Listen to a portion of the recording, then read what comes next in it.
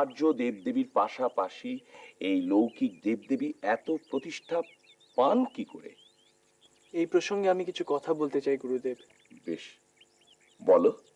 দেশের মানুষ তখনই সনাতন দেবদেবীর ওপর আস্থা হারায় যখন সমাজের ওপর নেমে আসে অত্যাচার। সাধারণ মানুষ যখন বন্যা, মহামারী কিংবা মানুষের অত্যাচারে আশ্রয় নেয় পর্বতের গুহায় বা জঙ্গলে, তখন সে আর মন্দির, দেবদেউল কোনো কিছুর ক্ষমতাতেই বিশ্বাস রাখে না। বাংলার কিছু অংশের মানুষের মনে আজ এই পরিস্থিতির উদ্ভব হয়েছে। কি লক্ষণ থেকে তুমি এই সিদ্ধান্তে পৌঁছলে বিশ্বম্ভর? খুব সহজ। বাংলার সাম্প্রতিক ইতিহাস তুমি পর্যালোচনা করে দেখো, তুমি দেখবে এই নবদ্বীপ, যা পণ্ডিতদের ধাম, তার সৃষ্টি কিভাবে? বিভিন্ন অঞ্চল থেকে বিভিন্ন পণ্ডিত পরিবারের প্রতিনিধিরা একত্রে এসে মিলেছেন এই নবদ্বীপে, বিশেষত বৈষ্ণবেরা। কিন্তু কেন এসেছেন তারা? জীবিকার তাগিদে এসেছেন, একত্রিত হবার তাগিদে এসেছেন। কারণ বৈষ্ণব বলো, শৈব বলো, শাক্ত বলো, এরা সবাই আজ বুঝতে পেরেছেন যদি ধর্মান্তরিত না হতে হয়, যদি অত্যাচারিত না হতে হয়, যদি শাসনের বিরুদ্ধে, যবন রাজার অন্যায়ের বিরুদ্ধে রুখে দাঁড়াতে হয়, তাহলে একত্রিত হওয়া প্রয়োজন। শুধু এই কথা বলছো কেন ভাই? আমাদের পূর্বপুরুষ এসেছিলেন চাটিগ্রাম থেকে, আর তোমরা মিশ্র পরিবার, তোমরা এসেছো শ্রীহট্ট থেকে। আমাদের সবার আসার কারণ কিন্তু এক নয়। এমন নয় যে গৌড় বাংলার যে সমস্ত অঞ্চলে আমাদের মুলুক ছিল সেখানে আমরা খেতে পড়তে পারছিলাম না, তা নয়। বাংলা কৃষিতে উন্নত দেশ, উর্বর তার ভূমি। এছাড়া এর বিস্তৃত অঞ্চল জুড়ে ছড়িয়ে রয়েছে অসংখ্য হস্তশিল্প, কুটির শিল্প। সুতরাং খেতে পড়তে পারছিলাম না তা ঠিক নয়। আমরা চাটিগ্রামে ছিলাম, চাটিগ্রামে দেখেছি এদেশে বাণিজ্যের কত সুযোগ। আমাদের বাংলায় তো দুটি মাত্র বন্দর, এক তোমাদের সপ্তগ্রাম আর এক আমাদের এই চাটিগ্রাম। তো সেখানে থাকতে সে দেশ ছেড়ে কেন আমরা এখানে এলাম? কেন এলে? কারণ কারণ বিদেশি আক্রমণে বারবার আমাদের এমন ভাবে উৎখাত হতে হয়েছে, ভিটে মাটি ছাড়া হতে হয়েছে। এছাড়া আমাদের বাঁচার আর কোনো পথ ছিল না। এই এই হলো বাংলার সর্বনাশা দিক। আমাদের কীর্তি নদীতে নাশ করে না, আমাদের কীর্তি ঝড় জলে নষ্ট করে না, আমাদের কীর্তি নষ্ট করে বাংলারই শাসক। যথার্থ বলেছ বিশ্বম্ভর। এই পরিস্থিতি যতদিন না উন্নতি হচ্ছে গুরুদেব, ততদিন গৌরবঙ্গের উন্নতি সম্ভব নয়। সে কথা কি আমরা কোনোদিন ভাবিনি গৌরাঙ্গ? অদ্বৈত প্রভু কি কোনোদিন ভাবেননি? তিনি কি ভাবেননি কিভাবে এই বাংলাদেশকে অভিশাপ থেকে মুক্ত করা যেতে পারে? আচ্ছা, তোমরাই বলো, আজ আমাদের বৈষ্ণবদের কি দেবার আছে? আমাদের গলায় আছে গান, আমাদের হাতে আছে বাদ্য, আমাদের পায়ে আছে নৃত্যের ছন্দ। এছাড়া আমাদের দেবার কি আছে? হ্যাঁ, আরো দুটো জিনিস আমাদের আছে। এক হলো আমাদের মেধা, দ্বিতীয় হলো আমাদের বিদ্যা। দেখো, এই মেধা আর বিদ্যা এই দুটোকে সম্বল করে কখনো আমরা খোলা তলোয়ার হাতে দাঁড়িয়ে থাকা সৈনিকদের মুখোমুখি গিয়ে দাঁড়াতে পারি না। কখনো এই দুটো বিদ্যাকে সম্বল করে খোলা তলোয়ার হাতে দাঁড়িয়ে থাকা সেই সমস্ত লুটেরাদের সামনে গিয়ে আমরা দাঁড়াতে পারি না। তার জন্য আমাদের অন্য কোনো পথ নিতেই হবে। সে অন্য পথ আজও কি খুঁজে পেয়েছেন আপনারা? আমি অদ্বৈত প্রভুকে এই কথা জিজ্ঞাসা করেছিলাম। তারও নানা সন্দেহ আছে বৈষ্ণবদের রাস্তা ঠিক না ভুল তাই নিয়ে। ভুল কি ঠিক সে কথা স্বয়ং প্রভু অদ্বৈতও বলতে পারেন না, তুমি আমি তো বলতে পারি না। দেখো নিমাই, ইতিহাস কারো আজ্ঞাধীন নয়, ইতিহাস চক্রবৎ। তুমি যদি লক্ষ্য করো তাহলে একটা জিনিস দেখবে, যেখানে ইতিহাস কখনো থেমে থাকে না। ইতিহাসে নিজস্ব একটা গতি আছে, সে চলছে। ঈশ্বরের অলঙ্ঘ নির্দেশে সবকিছু তার নির্দেশে নির্ধারিত হচ্ছে, একটা নিয়মে বাঁধা আছে। আমরা এই নবদ্বীপের মানুষ বহুদিন ধরে একটা কথা অনুমান করছি, বা আমাদের জ্যোতিষ গণনা বলছে, এই নবদ্বীপের বুকে এক নায়কের আবির্ভাব ঘটবে। সে এসে উল্টে দেবে আমাদের সমস্ত পাশা। সে নায়ক যখন এসে আবির্ভূত হবেন, তখনই বাংলার মানুষ আবেগে আপ্লুত হয়ে প্রাণের টানে, নিজেদের টানে তার পিছু পিছু ছুটবে। ছুটবে এই গৌড়বাসী। তিনি নবদ্বীপের রাজা, অথচ রাজ সিংহাসনের প্রতি তার এতটুকু মোহ নেই, তার কোনো আসক্তি নেই। তিনি যে রাজযোগী, রাজর্ষি, তিনি বাংলা শাসন করতে এসেছেন। নিমাই, নিমাই, আমাদের স্বপ্ন সফল হবে নিমাই। তুমি বলো নিমাই, আমার এই স্বপ্ন সফল হবে না নিমাই? তুমি বলো নিমাই। দুটো ছেলে, অত রূপ, অত বিদ্যে, আমাদের কোন কাজে লাগলো বলতো? বিশ্বরূপ, লোকনাথ বাড়ি ছেড়ে চলে যাবার পর আমি যে কেমন হয়ে গেছি তা বুঝতে পারি। নিমাইকে আঁকড়ে আঁকড়ে ধরি। সদবরীয় লোকনাথকে হারিয়ে তাই করে। আর দিদি, সচি দিদি, সে তো নিমাই পাগল। তিনটে মায়ের মাঝখানে পড়ে সে বাছার কি যে দশা। তবু মন মানে না। যখনই ঘুমে চোখ দুটো জুড়িয়ে আসে, স্বপ্নে দেখি নিমাইয়ের মাথা মুড়োনো, সন্ন্যাসীর বেশ, গলায় হরি নাম। বলো না, বলো না। যার অমন কান্তি, অমন চোখ, অমন দৃষ্টি, সে কেন সন্ন্যাসী হবে? সেই তো। হ্যাঁ রে লক্ষ্মীর মা, তুইও মজেছিস? তাহলে যা শুনছি সেগুলো মিথ্যে নয়? কিসে মজেছি? কি মিথ্যে নয়? ওই যে তোর মেয়ের গঙ্গার ঘাটে গিয়ে ন যজ ন তস্থ। নজজু নতস্থ, সে আবার কি? তুমিও আজকাল সংস্কৃত আওড়াচ্ছ? দূর চাই, আমার মতো মেয়ে সংস্কৃত জানবে কোত্থেকে? তাহলে এসব কি বলছো? শোন না, গঙ্গার ঘাটে গিয়ে তোর মেয়ে আর আমাদের নিমায়ের দেখা করা নিয়ে বাতাসে তো ফুলকি উঠছে। আমি ছেলেকে ডাকলাম, জিজ্ঞেস করলাম, ও মা, যে ছেলে সেদিন মাসির কোলে শুয়ে শুয়ে আদর খেত, সে ছেলে লজ্জায় রাঙা হয়ে উঠল। তা আমি পরে মেশোকে সব কথা বলাতে সে আমাকে ওই সংস্কৃত কথাগুলি বললেন। সে কথার মানে কি? হিমালয় ধ্যানে মগ্ন শিবকে প্রথম দেখে গৌরীরও সেই দশা হয়েছিল। যেতেও পাচ্ছেন না, থাকতেও পাচ্ছেন না। ও মা সর্বজয়া মাসি, কখন এলে?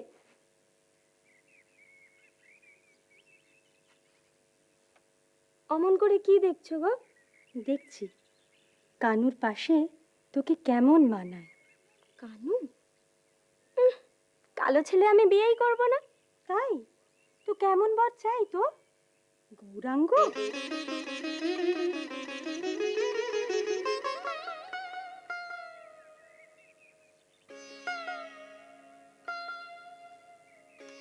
হ্যাঁ,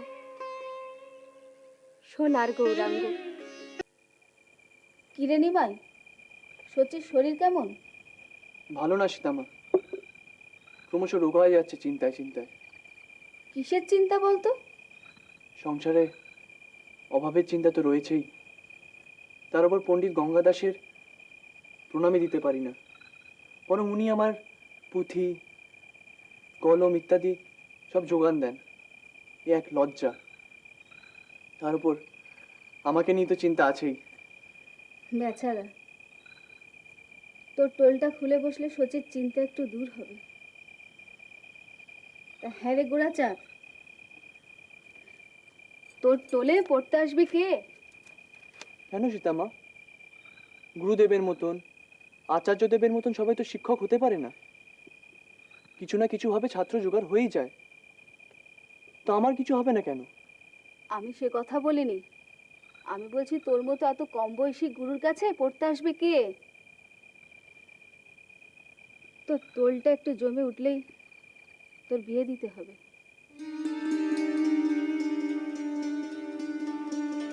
কে ভাবে যে একেবারে বিভোর হয়ে গেলি? কিছু না সীতামা, কিছু না। আমি ভাবছিলাম ঈশান দাদাকে নিয়ে আমি একবার শান্তিপুরে ঘুরে আসবো। তোমার কোনো আপত্তি নেই তো? আপত্তি কিসের? এ তো খুব ভালো কথা, কিন্তু নতুন টোল খুলে বসতে না বসতেই না, আমি কিছুদিন পরে যাব, কিন্তু আমার শান্তিপুরে যাওয়া খুব প্রয়োজন। কেন রে?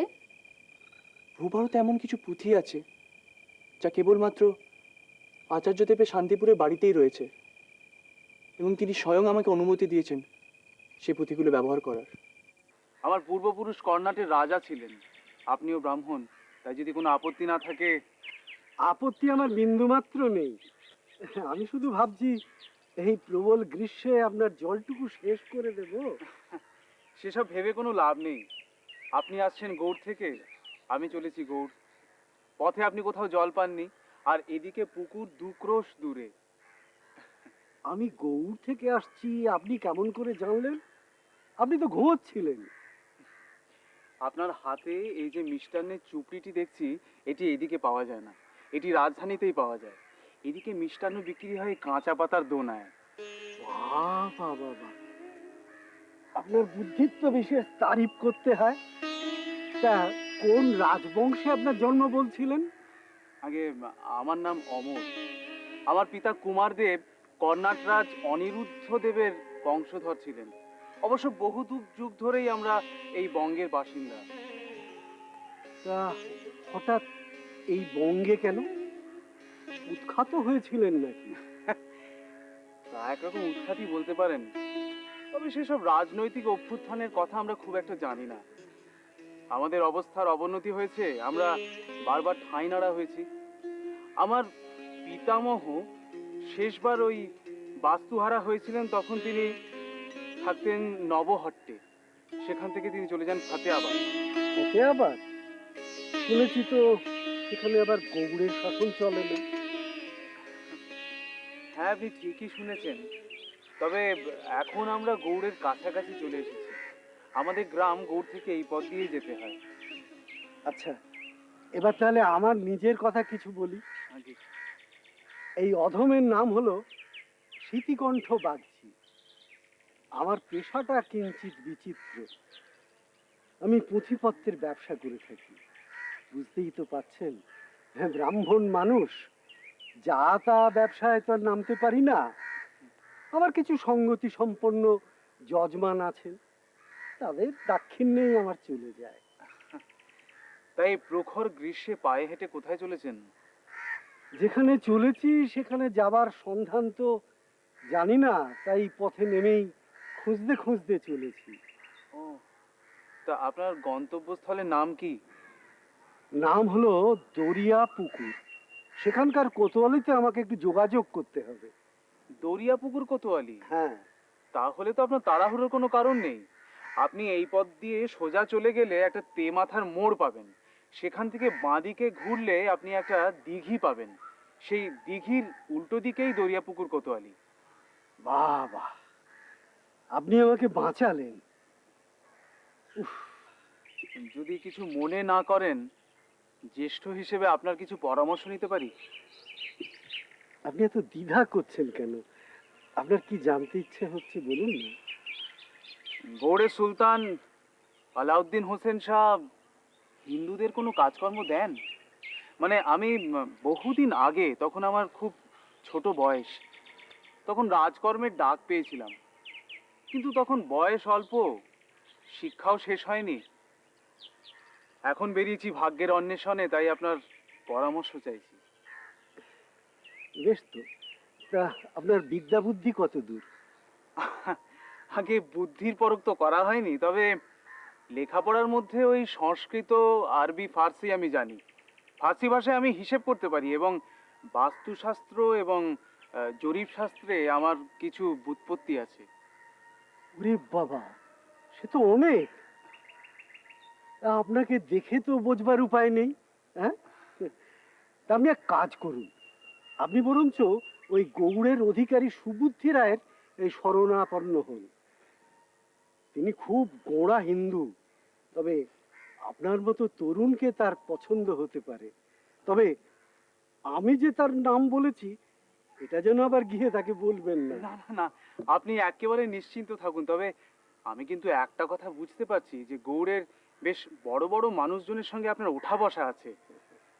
না না, সে তেমন কিছু নয়, ওই পুঁথির ব্যবসা করি তো, তাই অনেকেই ঘরের ভেতরে ঢোকবার অধিকার দেয়। আর গৌড়ের সুলতান, তার সঙ্গে আপনার আলাপ আছে?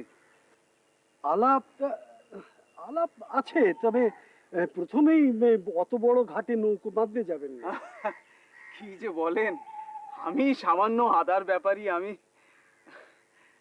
আচ্ছা, আসি তাহলে।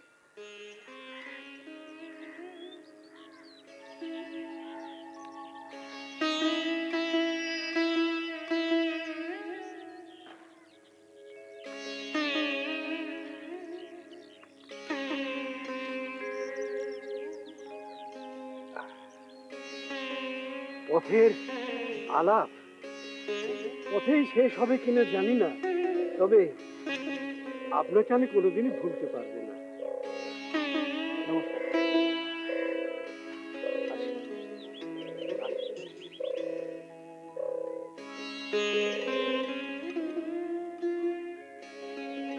এই যে অমর, শুনছেন? আচ্ছা, গৌড়ের সুলতানের কি ডাকের কথা? যা, শুনতেই পেল না। আপনাকে খাইয়ে সুখ নেই চক্রবর্তী ঠাকুর। মা, তুমি সদা সর্বদাই আমার দোষ ত্রুটি খুঁজে পাও কেন বলো তো? শুনুন কথা, আপনি সেই কখন থেকে 4টি মিষ্টি নিয়ে টুকে টুকে খাচ্ছেন, আর যাদব পণ্ডিতকে দেখুন। দূর, ও মিষ্টি খাবে কি? ওর তো রক্তে শর্করার আধিক্য আছে, দুবেলা মেথির জল খায়। এই যে 4টে মিষ্টি খেলো না, এটা যদি ওর গিন্নি জানতে পারে। এই ওর বাজে বাজে কথা একদম বলবি না। এলেন এবারে বউয়ের চর। হ্যাঁ, আপনি একদিন আমাদের বাড়িতে সপাকে আহার করুন না চক্রবর্তী ঠাকুর। না না না না না না না, লোভ দেখিও না মা, লোভ দেখিও না। এমনিতেই নবদ্বীপে চক্রবর্তী বামনদের লোভ আর বদনাম কিঞ্চিত মাত্রায় অধিক। যদি অভয় দেন তো একটা কথা বলি। হ্যাঁ হ্যাঁ, বলো বাবা। যদি জানেন সে কথা, তাহলে লোভ সম্বরণ করেন না কেন? তোমার কথাটা তো ঠিক বোধগম্য হলো না মুকুন্দ।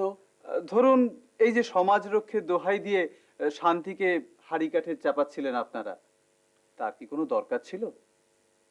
সামান্য দক্ষিণা আর দুটো ধুতি শাড়ির জন্যে। তার মানে কি বলতে চাও তুমি? আমরা কি সংসার ছেড়ে কৌপিন পরে সমাজ সেবায় বেরিয়ে যাবো? যার যেমন পেশা মুকুন্দ, আমাদের পেশা স্বাস্থ্য বিচার, বিধান দান আর যজমানি। এই বয়সে তো আর ওই চতুষ্পাতি খুলে বসতে পারি না।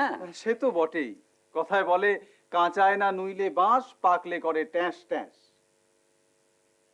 ভেবেছিলাম মুকুন্দ মধুরেণ সমাপয়ত হবে, কিন্তু এখন দেখছি গতিক সুবিধের নয়। শুধু ব্রাহ্মণ সেবার নাম করে আমাদের যদিও ডেকে এনেছো, কিন্তু সেইটাই যে তোমার একমাত্র উদ্দেশ্য বলে তো আমার আদৌ মনে হচ্ছে না। না হে, একটু ঝেড়ে কাশো তো। ঠিক বলেছো ভাইয়া, আমিও যেন কেমন একটা মতলবের গন্ধ পাচ্ছি। এই, আমার ভায়া, বলেছি না লোকের সামনে দাঁড়া বলবি। ভুল হয়ে গেছে, তুমি আমার মাফ করে দাও। বলছিলাম কি, সত্যি কথাটা হয়তো আপনারা খানিকটা আঁচ করতে পেরেছেন।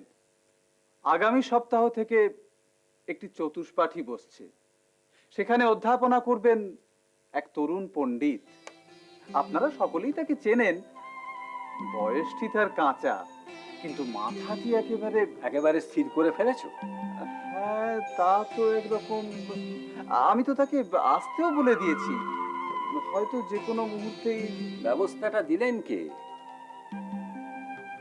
আগে অদ্বৈত আচার্য। হ্যাঁ, আচ্ছা, সেই নবীন পণ্ডিতটির নামটা কি জানতে পারি? পণ্ডিত বিশ্বম্ভর মিশ্র, স্বর্গত জগন্নাথ মিশ্রের পুত্র, আমাদের নিমাই। অসম্ভব। অসম্ভব কিসে? মাত্র 16 বছরের একটা শিশু। আপনাদেরই তো বিধান আছে, প্রাপ্তে তু ষোড়শ বর্ষে পুত্রে মিত্র পদাচরে। বিশ্বম্ভর পণ্ডিতের ক্ষেত্রে সে নিয়ম খাটবে না। অত কৈফত দেব না মুকুন্দ। আমি নিশ্চয়ই নবদ্বীপের ব্রাহ্মণ সমাজকে এই কথা জানাবো, কিন্তু জেনে রেখো এটা আমরা মানবো না। কতটুকু একটা ছেলে বিদ্যে বুদ্ধিতে নবদ্বীপের বহু তাবর তাবর পণ্ডিতকেও ছাপিয়ে গেছে। এটাই কি আপনার আপত্তির প্রধান কারণ চক্রবর্তী ঠাকুর?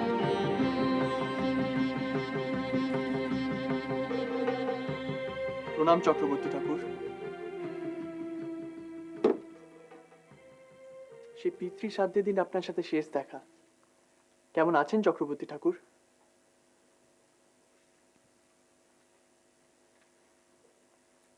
একটু বসে যান ঠাকুর, আপনাদের আপত্তির কারণটা জেনে যাই। তুমি কি সবই শুনেছো নিমাই? কথাবার্তা তো গোপনে হচ্ছিল না বউ ঠাকুরুন। আর তাছাড়া আমার জন্য আপনাকে অনেক অপমান সইতে হয়েছে, সেই জন্যই জানতে চাইছিলাম। দেখো বিশ্বম্বর, এই বয়সে কেউ টোল খুলে বসে না, সবকিছুর একটা বয়স আছে, কি বলো? শান্তিলতার বিয়ে নিয়ে যে নাটকটা হয়ে গেল, অদ্বৈত আচার্যের শিষ্যরা তার মধ্যে ছিল। তুমি হলে নাটের গুরু, তা এই সরলমতি শিশুদের ভার তোমার মতো পণ্ডিতের হাতে ছেড়ে দিলে তো আর। ঠিকই, ঘাটের মরাদের বিয়ে বন্ধ হয়ে যাবে, কুলিনদের প্রতিষ্ঠা কমে যাবে। কি বলছো মুকুন্দ দাদা? ওনারা বিপ্র শ্রেষ্ঠ শিরোমণি, ওদের বিধান মেনে নিতে হয় বই কি। বলুন ঠাকুর, কি চান আপনারা? টোল খোলার সিদ্ধান্ত থেকে তুমি সরে আসবে।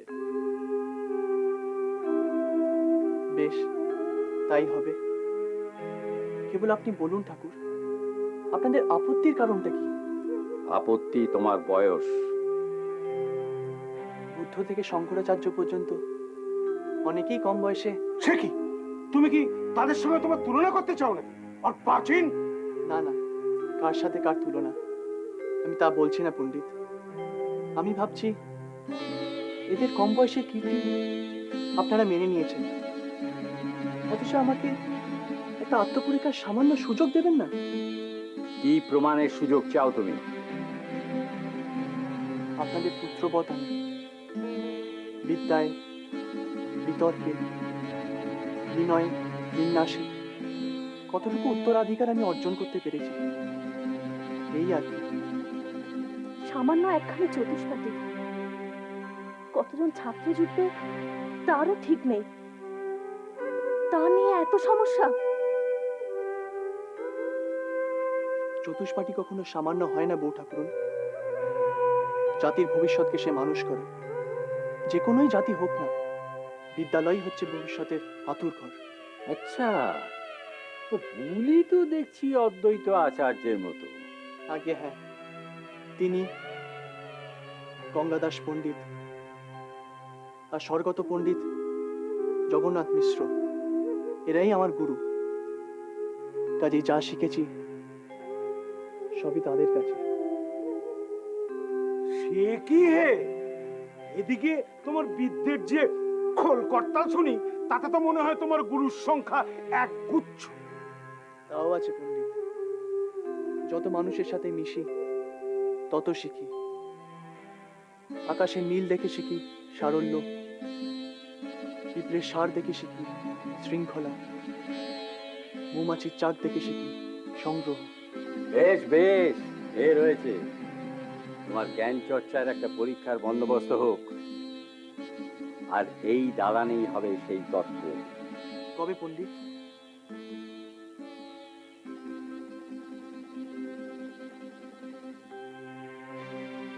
আগামী পূর্ণিমাতে।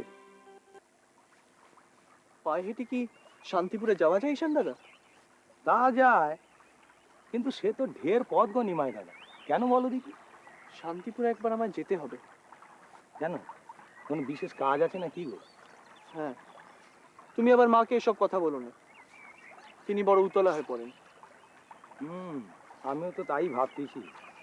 শান্তিপুরে অদ্বৈত আচার্য দেবের একটা বাড়ি আছে, তা জানো তো? শুনেছি তিনি তো সেখানেই থাকতেন। সেখানে তিনি একবার আমায় পাঠাতে চান, সেখানেই তার পুঁথি সংগ্রহ।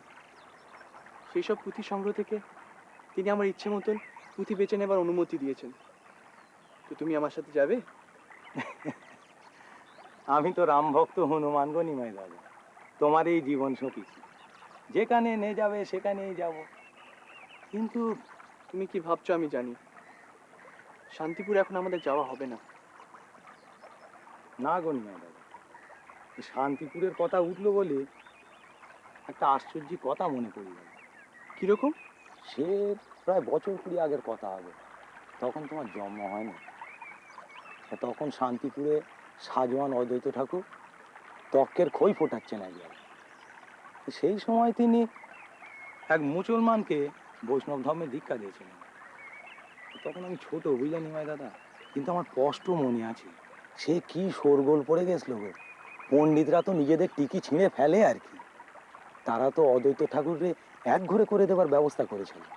অদ্বৈত আচার্যদেব এরা মনৈতিক কাজ করেছিলেন কেন? এই দেখো, তার ঠিক বেঠিক সে বিচার করার ভার কি আমার ওপর? সে তুমি নিজেই তারে শুধিও। কি নাম সেই ধর্মত্যাগী নেচ্ছের?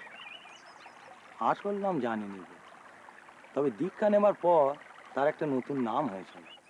কি নাম? জবন হরিদাস। লক্ষ্মী, লক্ষ্মী,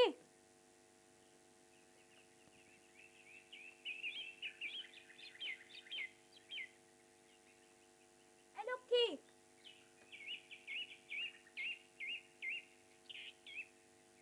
কেউ নেই নাকি?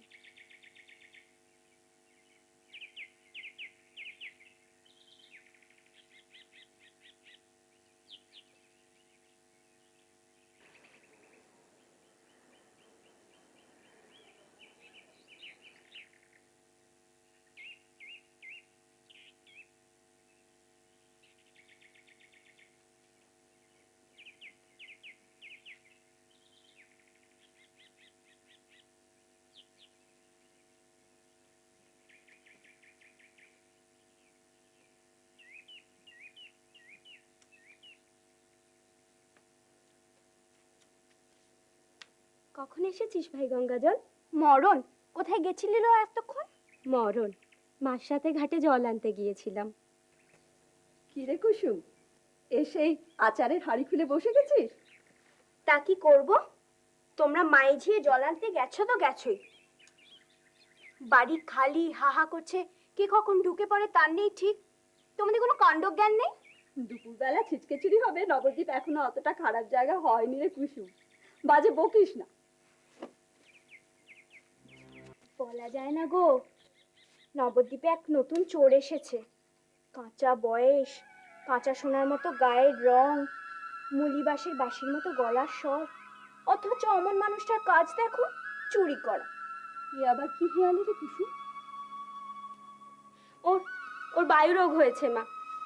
ওর কোনো কথার আমি মানেই খুঁজে পাই না, সারাদিন পাগলের মতন বকবক যে কি করে। তাই বুঝি কোনো মানে নেই, কিচ্ছু মানে নেই। ও বুঝেছি, তা তোদের এই রঙ্গরসিকতার মাঝে আবার আর থেকে কাজ নেই। হ্যাঁ রে, তোর কোনো লজ্জা নাই থাকতে পারে, তা বলে আমার নেই মুখ পড়ি? তুই এসব কথা বলে ফেললে কি সর্বনাশটা হয়ে যেত বলতো? দেখ, আমার বুকের ভেতরটা এখনো ঢিপ ঢিপ করছে। এই দেখ, এটো এটো এটো, আচার খাচ্ছিলাম না, হাত সক্রিয় হয়ে আছে। খাবি? কোথা থেকে পেলি রে? চুরি করলু। ধ্যাৎ, কেন? গোড়া চাঁদ যদি তোর মন চুরি করতে পারে, আমি কি এতই অভাগী একটু আচার চুরি করে খেতে পারি না? কেন এসব কথা পাঁচ কান করছিস? আমি কি দড়ি কলসি জোগাড় করব? বালাই শার্ট, ফুলসজ্জায় তো দড়ি কলসি লাগে না। কি কথা পাঁচকান করছিস রে কুসুম? বলবই, দেখি কি করে আটকাস। কি বলছিস? কি বলবি? কি লুকোচুরি খেলা খেলছিস বলতো আমার? সে এক চোরের গল্প গো, সে গল্প শুনে তোমার লাভ নেই। আমার লাভ ক্ষতি আমি বুঝবো, বলতো কি হয়েছে?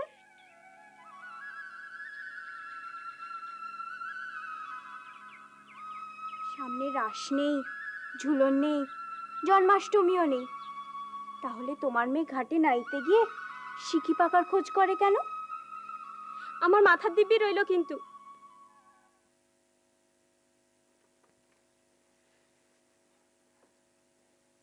হ্যাঁ মা, এ কি মিষ্টি গো? জীবনে কোনোদিন এমন মিষ্টি দেখিনি। এ আমার বাপের বাড়ির মিষ্টি, এর নাম শুন্টি কণ্ঠ। ও বাহ বাবা, স্বাদেও যেমন খেতেও তেমন, নাম সার্থক, একবারে অমৃত। দেখো কাণ্ড, আমরা সারা জীবন অমৃত অমৃত বলে সাধনা করলাম, অথচ পেলাম না। ও দেখো কত সহজে অমৃত পেয়ে গেল।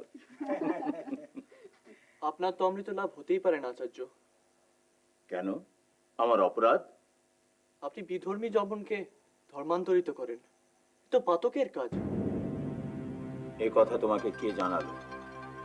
কে জানালো তা তো বড় কথা নয়, কিন্তু এত বড় অন্যায় আপনি কেন করেছিলেন? কিসের অন্যায় নিমাই?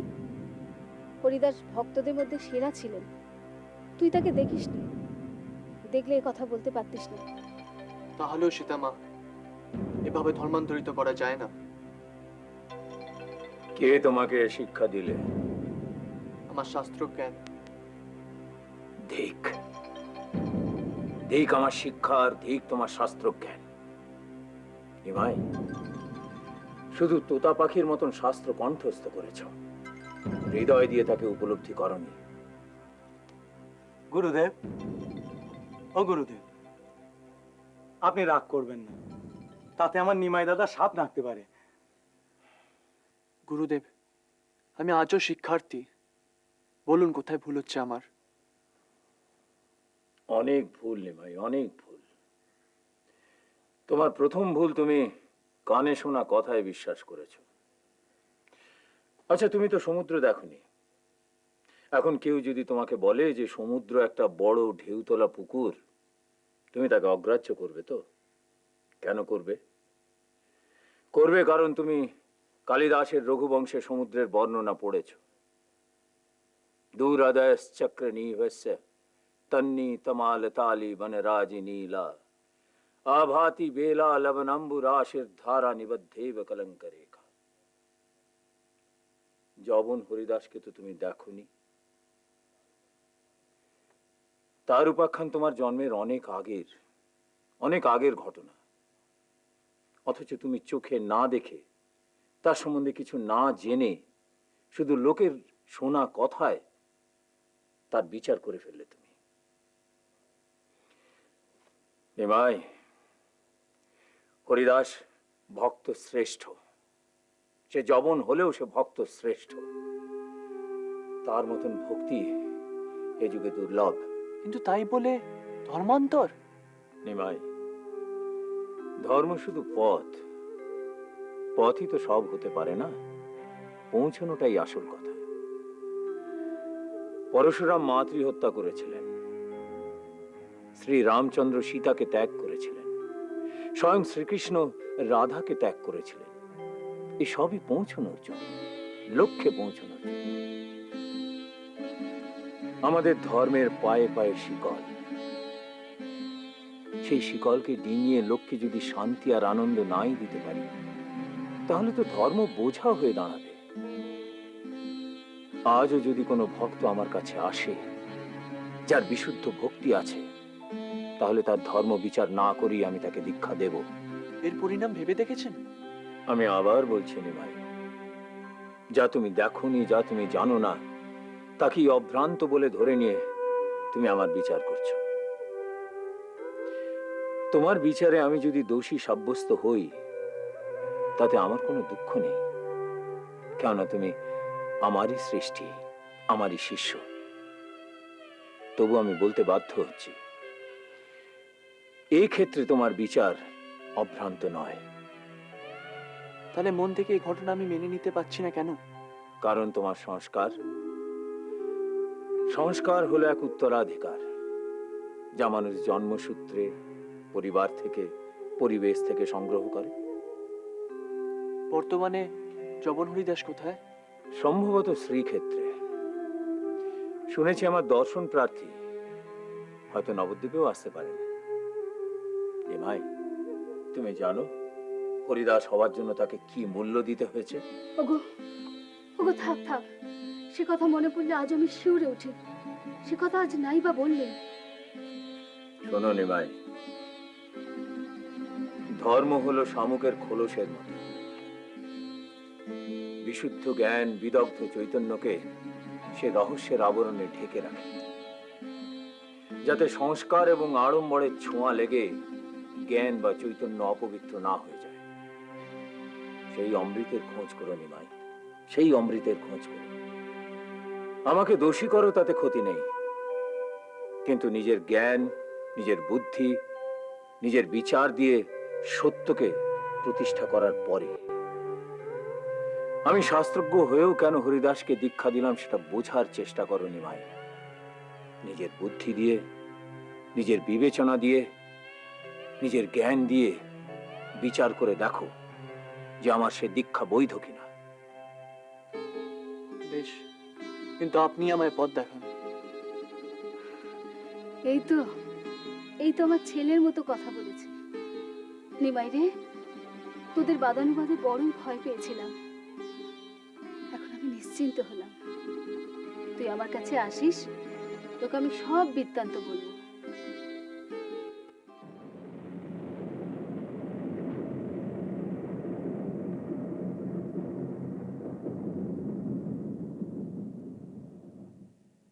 কোথায় রাজমহল আর কোথায় শান্তিপুর, কোথা থেকে কোথায় চলেছি। ওর বাবাকে যে আমি কথা দিয়েছিলাম, সব ঝড়ঝাপটায় আমি আমার স্বামীর পাশে দাঁড়াবো, রাখতে পারলাম কই সে কথা। গোবিন্দ, রাধাবল্লভ, ত্রিপুরারি মধুসূদন, এ কোন বিচিত্র খেলা আমাকে দিয়ে খেলাচ্ছ ঠাকুর। বিশ্ব সংসারে আর সবাই গৌরীর অধিকারীকে জানে প্রখর বুদ্ধি, কূটনৈতিক হিসেবে। সে পরিচয়ের পিছনে আমার কি খেলা সে তো তুমি ভালোই জানো ঠাকুর। তবে আজ মন এত উচাটন লাগছে কেন? বাইরের এই ঝড় জল, অজাত বেজাতের এই পান্থশালায় কি করে থাকি আমি? এ কি পরীক্ষায় ফেললে নারায়ণ? তিনি কি করছেন, কি চাল চালছেন কে জানে। কমলাটা ডাহা বোকা, কিছুই বুঝে না। কি চালের পর কি চাল চালতে হয় কিছুই জানে না। ও অশান্তিতে আমার।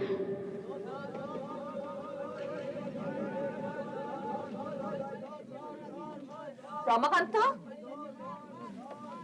রমাকান্ত, আমায় ডাকছিলেন মা? হ্যাঁ, বাইরে কি হয়েছে? এত শোরগোল কিসের? তুই এত হাঁপাচ্ছিস কেন? এক্ষুনি খুন হয়ে যাচ্ছিল মা। সে কি? কার? একটা লোক চুপি চুপি এই ঘরে ঢুকছিল। রমাকান্তের চোখে ফাঁকি দেওয়া, ছুঁড়েছি মাথা লক্ষ্য করে লাঠি। লেগেছে? হ্যাঁ, লাঠির গায়ে মাথা চৌচির হয়ে গেছে আর হাত থেকে পুটলি পড়ে গেছে। পুটুলি? কি ছিল পুটলিতে, দেখেছিস? গরিবের পুটলিতে আর কি থাকবে মা? গুড়, চিড়ে, কিছু ধুতি আর কিছু পুঁথি। পুঁথি ছিল পুটলিতে? সে কি রে? ব্রাহ্মণ নাকি? বয়স কত হবে? অন্ধকারে ঠাউর করতে পারেনি মা। বয়স 1, 20, 2 কি 3 হবে। সত্যি তোর কোনো কাণ্ডজ্ঞান নেই। কি অন্যায় করলি বলতো? তোর বয়সটাই বেড়েছে, বুদ্ধি বাড়েনি। একটা বর্ষার রাতে একটা ছেলে আশ্রয় নিতে এসছে আর তাকে লাঠি ছুঁড়ে মারলি। তাকে তো ধরে রাখতে পারতি। তার হাতে কি লাঠি সোটা ছিল? অর্ধক করতে থাক। তার জ্ঞান আছে? না মা, একেবারে অজ্ঞান। নিয়ে আয় তাকে। আনবো কি জাত? বলো যা, আবার জাতের চিন্তা করছে, দিকে মাথা ফাটিয়ে দিয়েছে। আর যদি আমার ছেলে থাকতো তারও ওই বয়স হতো।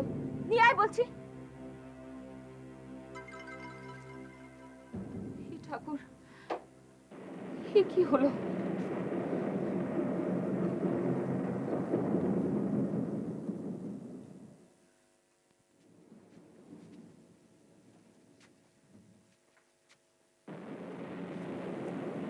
এখানে শুয়ে দে।